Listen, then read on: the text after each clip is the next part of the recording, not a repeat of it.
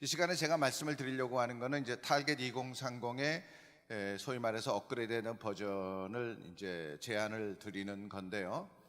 이 발제하는 KWM의 본부가 지난 2021년 9월부터 준비한 내용으로 정책위원회 2022년 6월 28일, 29일에서 제안해서 결정했고, 법인이사회가 7월 4일, 또 운영이사회가 7월 20일을 거쳐 이번에 한국선교 지도자 포럼의 주의 의제로 제안하게 된 겁니다. 2019년 12월에 시작된 코로나19 이후 세계 선교는 재편성이 요구되고 있습니다.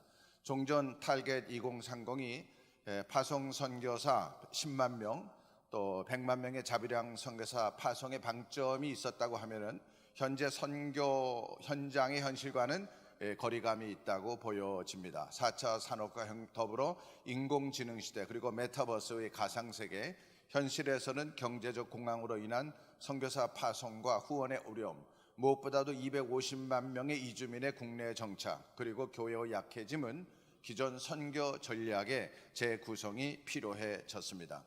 코로나 시기를 지내오면서 선교계와 교계가 갖는 공통적인 인식은 그동안의 전통적 선교 방식으로는 어렵다는 것입니다. 또한 선교단체와 현장의 선교사들로부터 새로운 시대, 새로운 세상에 맞는 선교적 변화에 대한 요청이 계속 요구되었습니다. 그래서 결국 KWMA 본부는 2022년 1월부터 3월 말까지 회원단체 50여 단체의 리더들을 만나 그들의 현장 이해와 요청 상황을 청취하였고, 결국 교회와 선교단체의 필요성을 분석하면서 다음과 같은 4가지를 제안하게 됐습니다. 첫 번째, 교회와 선교단체 동역을 통한 시너지를 기대합니다. 작금의 선교단체는 어려운 상황입니다. 특별히 학생단체, 타문화권 선교를 목적으로 하는 작은 단체는 더욱 어렵습니다. 결국 이들의 어려움을 덜기 위해서는 교회가 동원되어야 합니다. 교회의 후원, 관심이 필요하고, 선교단체는 교회를 동지로 생각하고 우리 사역을 방해한다, 이러한 인식을 바꾸셔야 합니다. 또 교회는 역시 선교단체를 지원해야 합니다.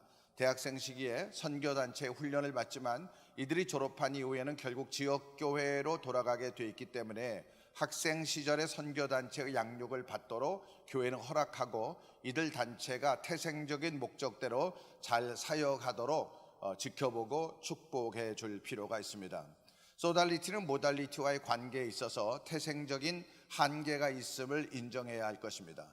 또 모달리티의 후원을 받아야 합니다. 또 그리고 우리 모두는 다 교회에 소속되어 있고 예배드리고 매주 교회에 출석을 하고 있기에 이들 소달리티와 모달리티 조직은 하나님의 나라를 위해 계속 협력하고 서로가 다른 분야의 은사가 있음을 인정하면서 쓰임을 받아야 합니다. 두 번째, 평신도 선교 자원 동원 운동입니다. 평신도가 잘할 수 있는 부분, 취미나 전공이 선교적으로 쓰임을 받아야 한다는 그러한 운동입니다. 전통적인 선교의 이해는 선교는 전문적인 단체가 하고, 교회나 성도는 후원을 하고, 현장의 선교는 파송받은 전문인 선교사가 하는 것으로 이해를 하였습니다. 그러나 교회는 단기적으로 성도들을 보내 선교지를 방문하고 선교사 주도의 선교적 액티비티를 감당하게 하였습니다. 그러나 코로나로 인해 선교적 활동이 제약을 받고 해외로 나감이 예전 같지 않음도 그 이유입니다. 그러나 실제로는 하나님께서 이주민 250만 명이 다양한 이유로 한국에 거주하도록 환경을 인도하셨습니다. 또 우리 주변에 있는 이주민들에게 그들의 필요를 채움으로 그리스도의 선한 영향력을 나타낼 수 있을 것입니다. 제가 읽지는 않는데요. 여러분들 제 원고를 보면은 이제 존 스타트의 마지막 설교가 나와 있습니다.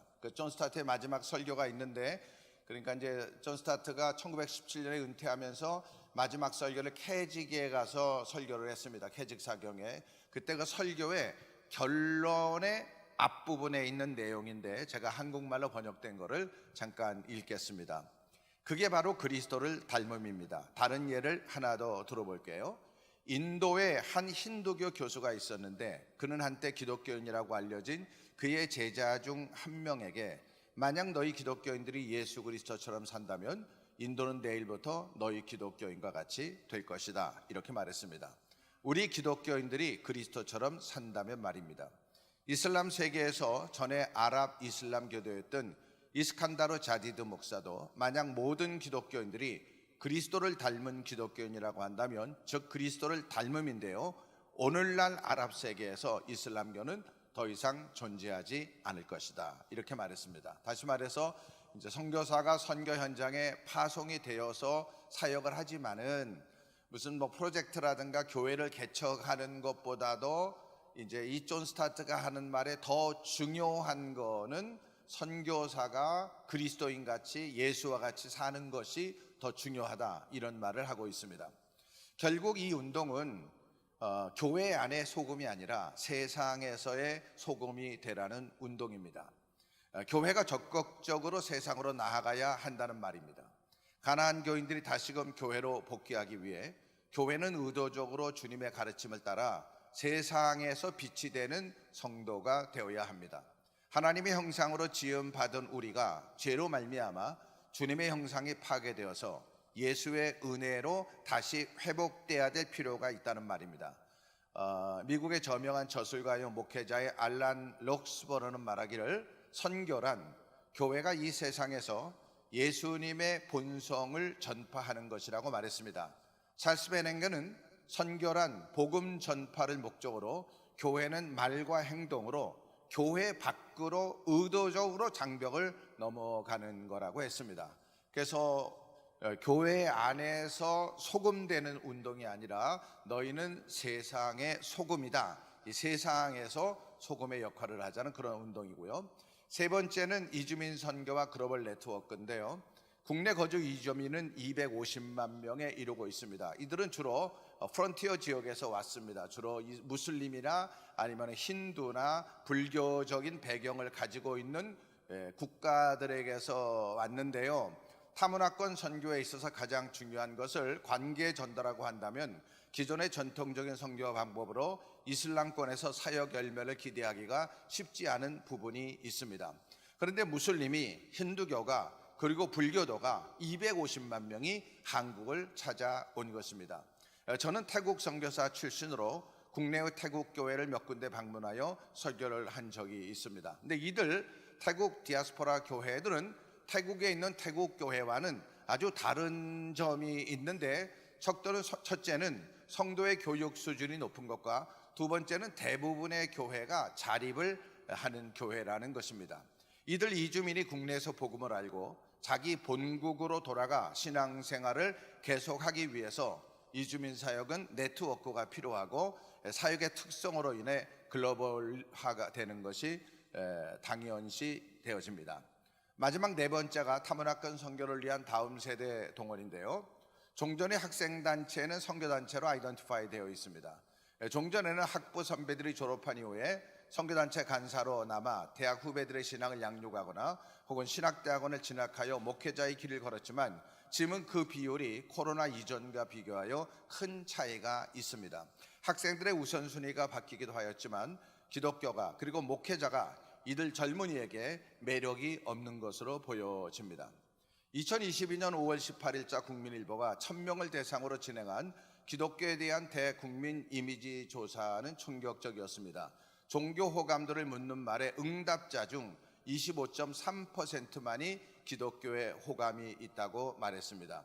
또 종교가 정서에 필요하지만은 종교를 전혀 모르는 사람이 내가 어떤 종교를 하나 가져야 되겠다 했을 때에 천주교는 65.4%, 불교는 66.3%가 호감이 있다고 대답을 했습니다. 기독교는 25% 왔다 갔다 하고요. 19살에서 29살 사이 젊은 세대에서 기독교 호감도는 19%로 더 낮았습니다. 다음 세대, 이 MZ세대 전도는 이미 성년이 된 기존 세대가 하기가 쉽지 않으리라 생각을 합니다. MZ세대 전도 전략을 어른들이 만들 수 없기 때문입니다. 이들에 대한 이해는 MZ세대만이 할 수 있기 때문입니다.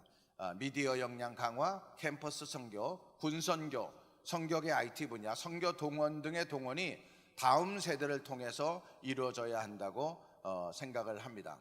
그동안 선교단체는 선교단체 나름 캠퍼스 사역을 해왔고 교회 역시 나름 전통적인 방법으로 학생 사역을 해왔습니다. 그러나 최근에 선교계가 느끼는 어려움은 다음 세대가 없어지면 이미 주일학교는 50% 이상 지역교회가 없고요. 물론 대학부 없는 교회도 뭐 말할 것도 없고요.